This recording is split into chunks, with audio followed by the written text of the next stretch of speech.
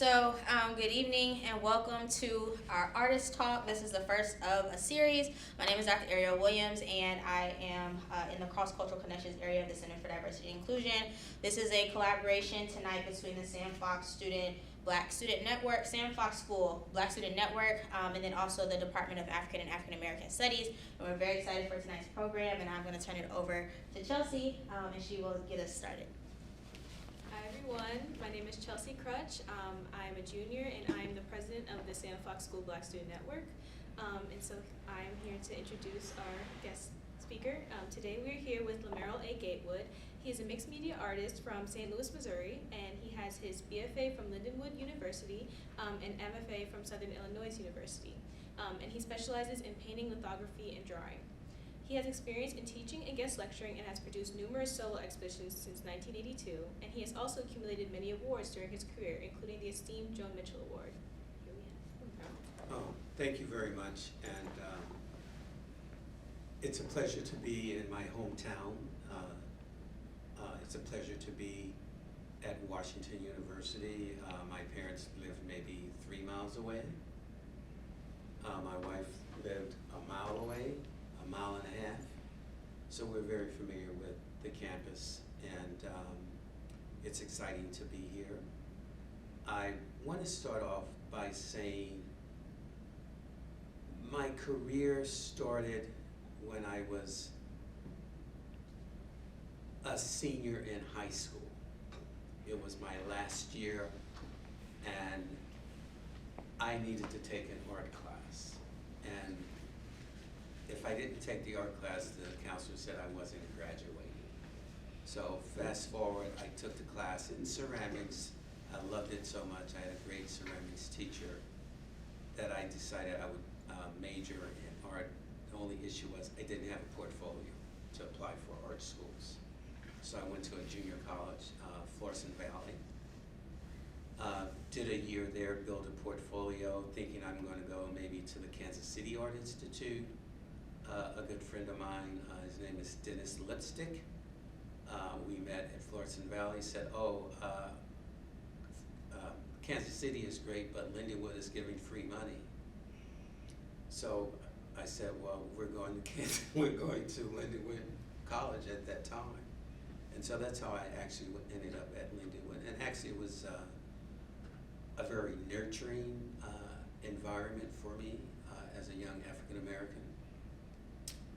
I had total access to anywhere that I wanted to go on campus, into all the art studios. I actually had a key, a master key to the front door, which opened the ceramics department to drawing. I lived on campus, and I was fortunate to even have a studio in the dorm room, in the basement of the dorm. So I was sort of privy at that time. At one point I didn't really understand what was happening, but then further along in my academic studies I realized how fortunate I was to be in this position. Graduated, worked in commercial art, graphics, because I always liked graphics, design.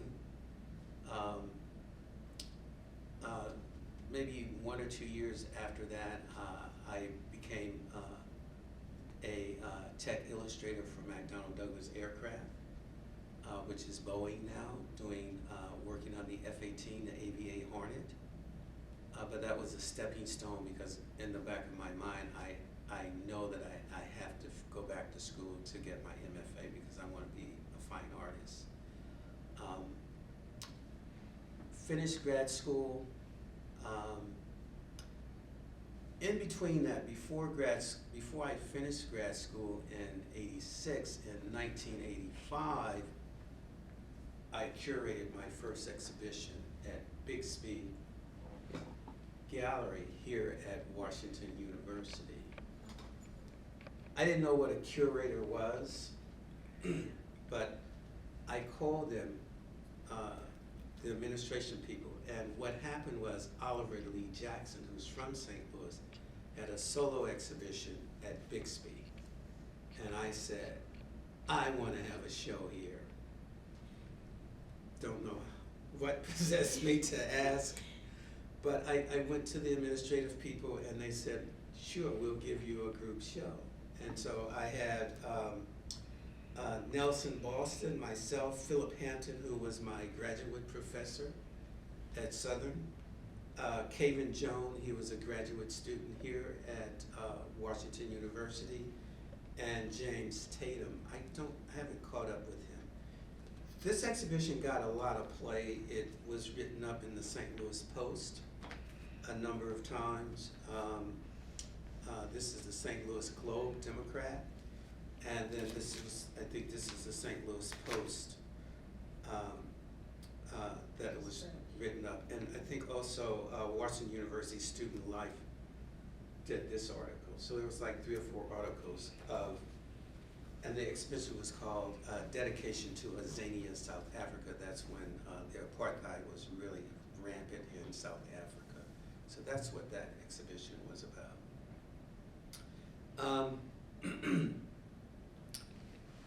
Where else should I go? I do want to talk about a little bit more of my early career. I was driven, and my ambition was to move to New York because the artists living in New York were the artists that I was studying about. Al Loving, Herb Gentry, who was living in Switzerland, what's her name? Dr. Samela Lewis's book. She was writing about all these artists, Sam Gilliam in DC, Richard Hunt in Chicago. There were so many artists, and I said, man, I got to figure out how to move to New York. And so that was my ambition when I was in grad school, and I was preparing to do that. So once I made that decision, another friend of mine, another St. Louis artist friend of mine, Michael Marshall, we drove to New York, and I said, God, the rent's $600, $700, $800 a month. I'm gonna have to have a real job. So I realized I had an art education degree, K through 12, so I applied for the Board of Education. And when I moved to New York, I got a teaching position. And so that helped me financially. I was working part-time. And it's a coincidence. So that summer, I didn't have a job. My last exhibition, group curatorial exhibition, was at the Wilmer Jennings Gallery, and I've known them for over 30 years. So I'm 30-something, talking to Corinne Jennings and Joe Overstreet. I need a summer job. And she said, go see Betty Staten, Betty Staten is the person, one of the people who helped start the Studio Museum in Harlem back in the 60s. She also started the Children's Art Carnival. And that's where I got a summer job. And that kind of like kept me going through the summer till I could start teaching again in the fall. We're all connected in some way with all of the different artists, particularly in the Black community. I know a lot of artists in New York, or all over the country actually, and globally too. So just being in New York was I met my goal. I finished my education, and I constantly say to young people, you gotta have the credentials to be able to get through the door, to be able to compete with everything else out here. I'm meeting all the curators, the young African-American curators, male, female. Many of them have PhDs. They're 30, 32, 35, 36 years old, or they're working on their PhD. So that's important because it gets you in the door. You can sit at the table and you can at least have the opportunity to move forward with your ideas and your ambitions. So that's was my focus, and that's how I was able to get ahead. And the older generation, my generation above me, 1 or 2 years, they helped me to be here today. The artists, the writers, and I will say Quincy Troop, who's also from St. Louis, the writer. He helped me to get to New York. He kept saying to me, come to New York. So I did, and it just opened up after that. I met June Kelly's in Soho, June Kelly Gallery in Soho. She's been around for 30 years, maybe 40. There was June Kelly, Ken Kaliba House, Sinkay Gallery, also in Soho, and Spiral Gallery, which Romeo Bearden and Ernie Crislow started back in the 60s, along with Norman Lewis. And so there weren't a lot of opportunities for African Americans to display their work or to go and view their paintings or sculptures, photographs, etc. But I moved to New York at a time where I was able to meet many of these artists that I'm talking about today. Norman Lewis had passed. I spoke to Benny Andrews a number of times because his studio was in Brooklyn. And Al Loving, he had just moved off of 42nd Street in New York. He was one of the first people that I met. And it gave me a lot of insight and their advice. What do you do? How do you build these relationships with artists, because they're going to get you contacts, or they're going to give you contacts to the right people where you can start showing. And so that was very important. But I do want to interject that art is a business. It is like any other business. If you are a proprietor of a store or a Fortune 500 company, it's a business. A lot of artists get attached to work, they don't want to sell it, or they have issues. I don't have issues with selling work. Works that I don't want to sell, I don't show. Works that I want to market, then it's out on my social media, it's in my book. So you have to figure out how to do that. And I think it's important for young artists to have an accountant.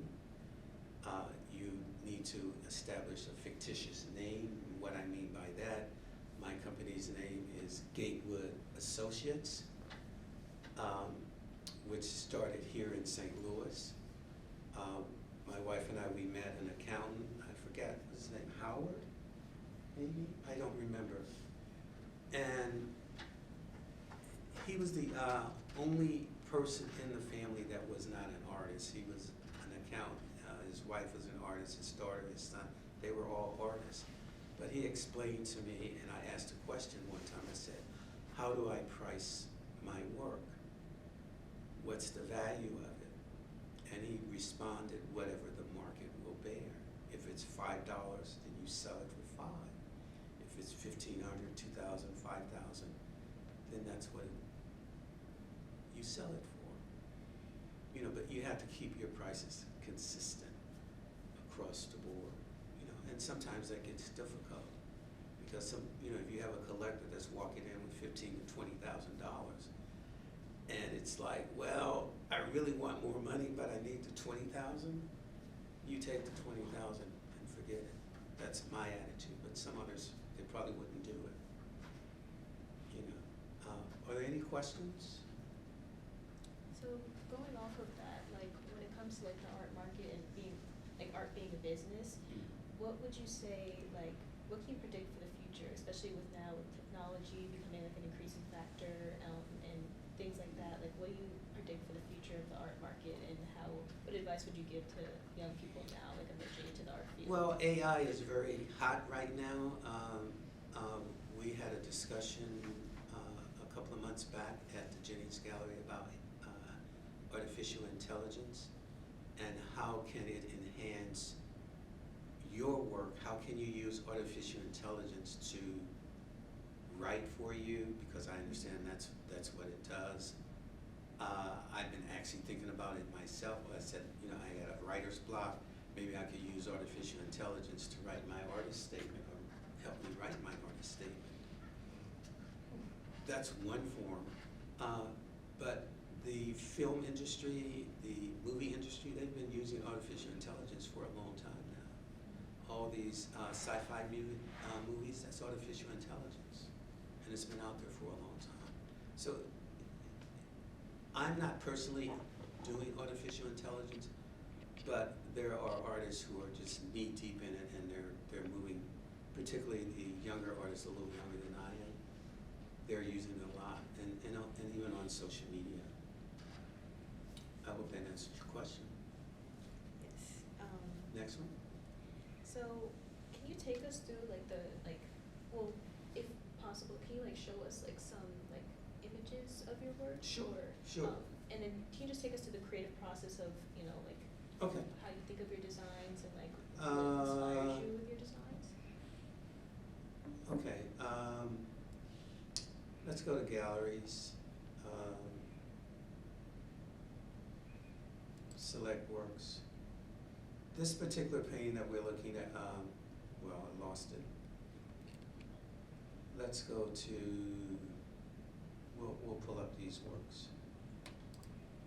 This particular painting is, oh, it's not blowing up right. I don't know why it's not blowing up right. This work is from the Energy series. It's a 2016. It's the 17th painting of 2016. That's my database. I have a database by year from, if I go back, you'll see I have a database that goes even further back than 2002. I think it goes back to maybe 2080. 2080. Hmm? 2080. Oh, 1980. 1980, okay. 1980. So that's when I first started to build my database. I didn't know how to build a database. You have to ask questions. Who are the key people? Who's the person that, how do you find that person that can help you build a database? How can you find a person to help you build a website? I didn't know how to do a website, so I hired someone to do my website. At this point in my life, even the book, I hired a graphic designer who does all my social media, who does my mailings. It takes a team to really be successful. You can't do it all by yourself. Another way to be successful is that if sometimes you're fortunate, some of the younger artists are fortunate, they get a gallery right away, but you have to understand that gallery is charging you for everything they're doing for you. It's coming out of that commission. Sometimes that commission may be 40, 50, maybe even 60%. And I had an incident, gallery, I was in, on West Broadway, I had a gallery on West Broadway in Soho, and the gallery said, we want 60%. I thought I was gonna lose my mind because I had never heard of such. So I went and talked to another artist, a little older, and he said, oh, that's easy. He says, what do you want for the painting? You want 10,000 for the painting? Then add 60% on top of that. So now the painting's 15,000, it's 20,000. That's easy. I just happened to sell a painting out of that gallery. I paid my student loan off that day. I said, oh my God, I can pay my graduate student loan off. You know, so those things are real, and that's one reason, and I'm gonna reflect back, that's why I moved to New York. I didn't feel that I had that kind of exposure to do it here in St. Louis, because there are a lot more numbers and a lot more people of color making substantial incomes that can afford to buy your paintings. And that's what you're looking for as, at any age, you want collectors, you want buyers, and how do you generate that marketplace? And again, it's going to openings, it's meeting people, spending a lot of energy talking to people, letting people know that you're out here, and applying for shows. There are a lot of different creative capital downtown Wall Street. They have programs where they give workshops on how to be successful in the art world as a young person. Also the Joe Mitchell Foundation and the Andy Warhol Foundation. These are foundations that provide resources to young artists and at all levels really about how do you sustain and move forward with your practice as an artist. Next question. Thank you so much for that. Okay. So going back to like your exhibitions, so you've done numerous solo exhibitions, group exhibitions. Can you talk a little bit more about the process of setting up the exhibition, you know, reaching out to people, like what does that require of an artist, plus like who do you have on your team as well as helping you, like all of that process? I have a goddaughter. I met her when she was 13 in junior high school, when I was teaching junior high school. And her mother died. And she asked me one day, can you help me? And I said, yeah, let's sit down and talk. Because she was in I had a drawing class before school started. And I had a drawing class after school started. And so she was in both classes, and she told me her situation. I said, you know, teachers aren't supposed to give students their phone number, but I'm gonna give you my phone number and I'll help you whatever way possible that you need help. And so I helped her get into, what high school was that? LaGuardia. LaGuardia High School, which is one of the toughest high schools to get into liberal arts. And then I helped her get into NYU, which was quite interesting. We went to Pratt Institute, which is a art school, and they had all the schools. They had Yale, they had Chicago Art Institute. I think Washington U was there. All the schools from all over the country were there, and so. Syracuse was a big football school, and I said, well, where do you want to go? Oh, I want to go to Syracuse. I said, well, how much money did they give you? Oh, nothing. I said, well, who gave you the most money? She says, WashU. I'm sorry, she said NYU. I said, well, we're going to NYU since they're giving you a full scholarship. So over the years, we've developed this relationship. She's my assistant. Almost every image in this book she shot. The front cover, the back cover. I learned over the years, because I'm very productive, I can't just hire a photographer and shoot 40 paintings, 30 paintings. I couldn't afford it. So I learned how to shoot myself. I learned how to shoot my artwork. I have all the lighting systems, the whole 9 yards, and I've actually taught my goddaughter Kimberly how to set up, particularly the very large paintings. The painting on the front cover and the back cover is probably 110 vertically by 125, 100 maybe 30 wide. So it takes like 2, sometimes 3 people, because these works are made out of paper and they're difficult to handle by yourself and even to shoot them photographically. The process,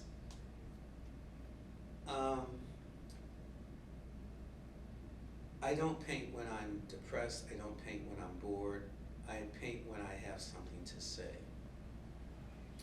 Positive.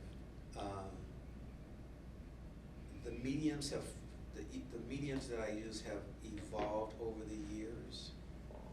I've always liked a lot of color in my work, so even if you look at my early paintings or drawings, they're very colorful.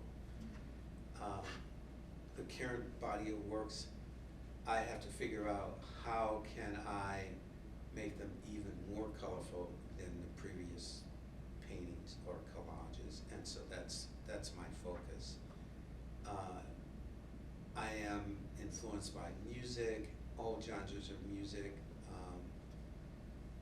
You know, if it catches my ear, I'm listening to it, so I'm influenced by that, and I'm influenced by the people in my neighborhood, because I live in Brooklyn. I live in a half a block from Flatbush Avenue, and I can be in it, and that's what I like, because it gives me that energy that I need to feel, or that drive.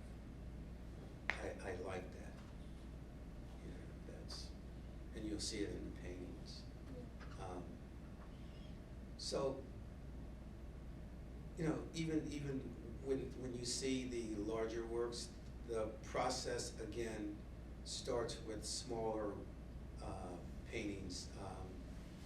I call them panels, and the panels can go from 20 by 30, 30 by 40, 40 by 50, 50 by 60, and even larger. But at some point, if some of the paintings are where I really, really like them, I may not deconstruct them. 90% of the paintings I will deconstruct, but I have a few paintings that I've actually held aside. And I've documented, I don't have them on my website, but I have documented the paintings before I deconstructed them, because I take the time. I want to know what those paintings look like, and I was thinking, well, one day maybe I'll have a presentation on the paintings before they were deconstructed, because I find that they are quite interesting to look at.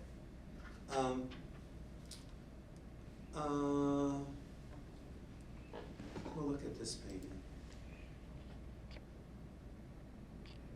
Okay, this painting is also from the Energy Series 2017. It is chalk. The medium is chalk, chalk pastel, oil pastel, acrylic, glitter, and interference colors. Interference colors it's like when you move around the painting and the light reflects on the painting, it will change color. And then I also I like the glitter thing, because I like how it shimmers. You may not notice it all the time, and I've learned how to paint translucent, where you can see all the layers from the ground all the way up to maybe 10 layers through the painting. But that's with understanding how to create that translucency in paint, but still keep the paintings intense. So that's basically the process. Tomorrow I might be doing something different. Yeah. I think that's the life of an artist, honestly. Oh, absolutely. Okay, so for your entire career, what would you say is a moment you're most proud of? And also, what is a moment that challenged you the most, that you found yourself, might be a setback or something like that, that you could take as a learning or growing experience? Let's talk about let's talk about this year, because it's still fresh in my mind. I've been working with the University of Hawaii in Hilo, Michael Marshall. Again, he's from St. Louis. He's the director of the program out there, and he invited me to curate an exhibition for the university and find the artists, get the work together, and ship it to Hilo. So this last exhibition, it was Carl Hazelwood, originally from Guyana, Adija Barrows from Washington, D.C., originally from North Carolina, Lisette Morales, Dominican American, Danielle Scott, Cuban, Jewish Cuban, and I'm missing somebody, Ajanon Miller, he's a Harlemite, and their age range from 40 to late 70s, and I thought I was gonna lose my mind because of all the different personalities and the challenge. All exceptional painters, I mean, with Lisette Morales, I don't have any paintings here. I don't know how to get to, if I could get to, maybe she's on Google.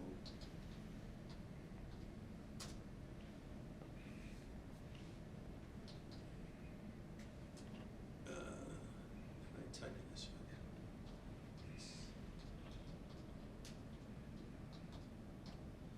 Let's go to the site. This is Lisette Morales, and this is her studio and her two kids.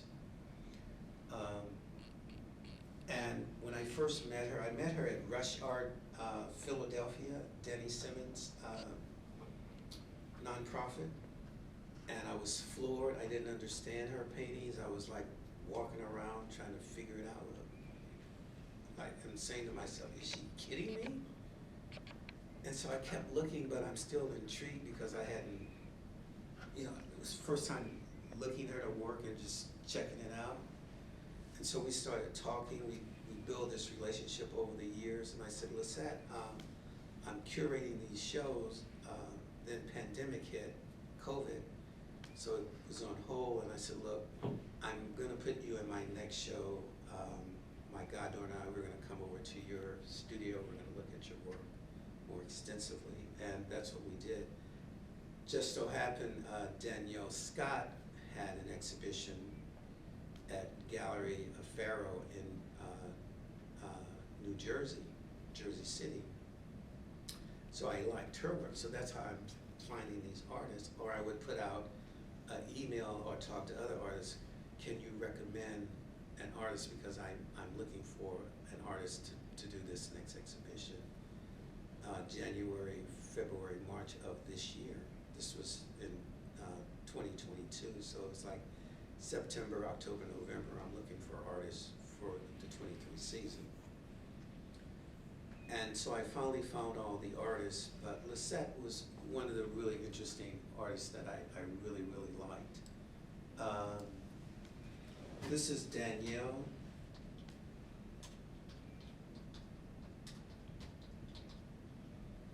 Let's see, did I spell that right? Yeah. Oops. All these. Danielle. That's artists.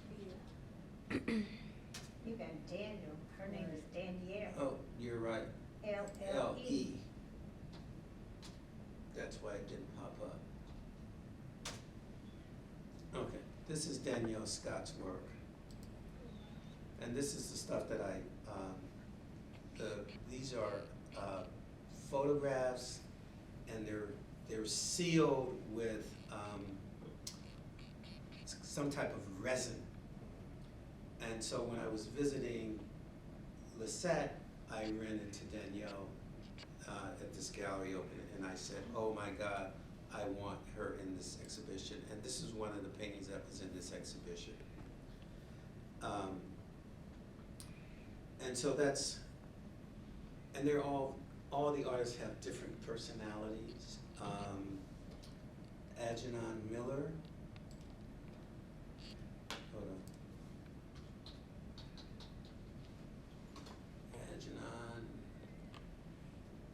Miller. I'm trying to figure out how to delete all this other stuff. Okay. This is Algernon Miller. He's a Afrofuturist, and he's into Sun Ra and all this other stuff. I didn't show this particular painting, but I did see this painting in his studio. He just had an exhibition up somewhere in Connecticut, and I did see this painting in his studio. These are really, really beautiful works. Who else am I missing? Hazel. Carl Hazelwood. Carl has a show right now in Europe, in London. Carl Hazel, Yes, spelled wrong.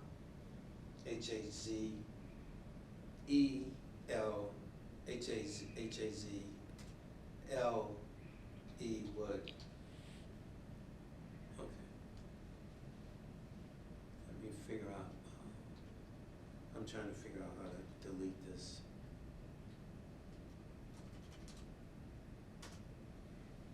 Okay, these are Carl Hazelwood's. This is his work. This is Carl. So the interesting thing about Carl, I had set a deadline, and I said we have to ship the work a certain time in December or January. I can't recall. He says, "Okay, man. Okay." So the deadline came. The deadline passed. I said, "Carl, I haven't heard from you." "Oh, I'm about finished. I said, "No, Carl, I'm coming to your studio today to pick up your artwork, and I'm not leaving until you finish." And literally, I took out my cell phone. I started photographing all the different stages that he was going through. They were small works, 22 by 30. I took them out of the studio, I packed them, and I shipped them to Hawaii. And I'm missing one more artist. Adjoa. Adjoa. Yes. ADJOA, Barrows. And this is Adjoa Barrows. Oh, how do I go back? How do I get rid of this? This particular painting was, that's Facebook. Let's do this. KenKelva, Ken Khalifa, KenKeleba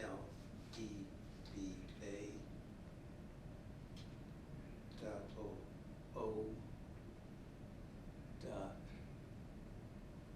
that's not spelled right, KenKeleba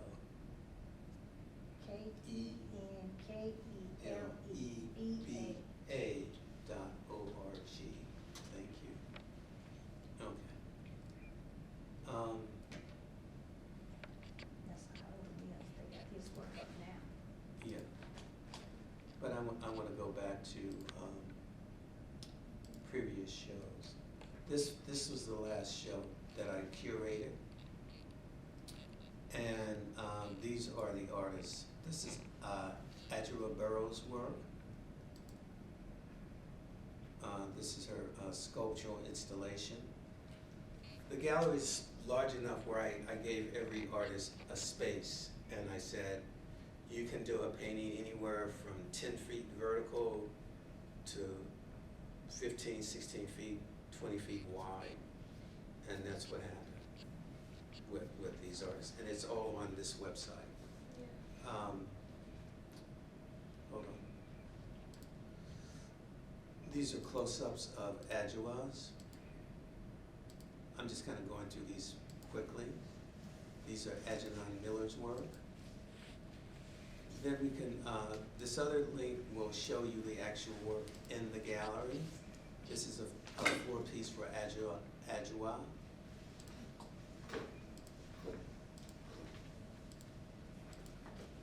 This is Danielle's,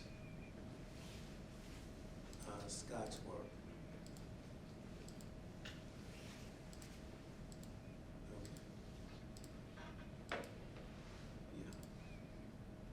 These are Carl Hazelwood, the paintings that I was talking about I had to take from his studio.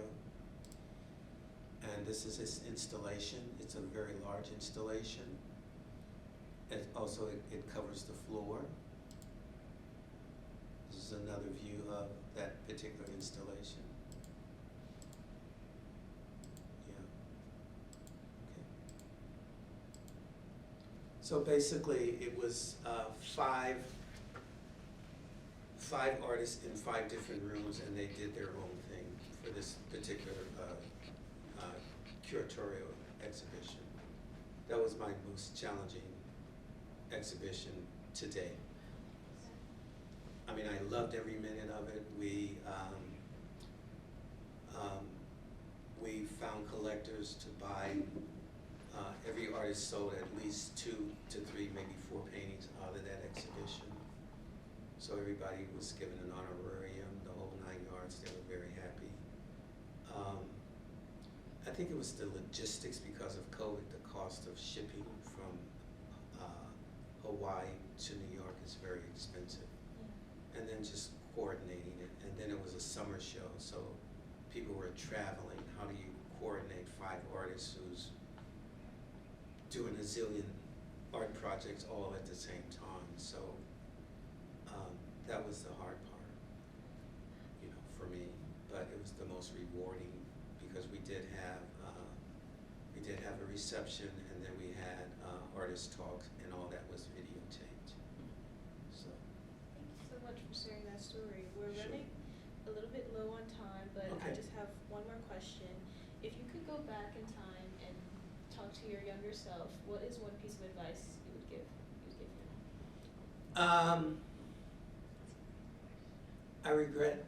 I think I would regret because I didn't go to Yale.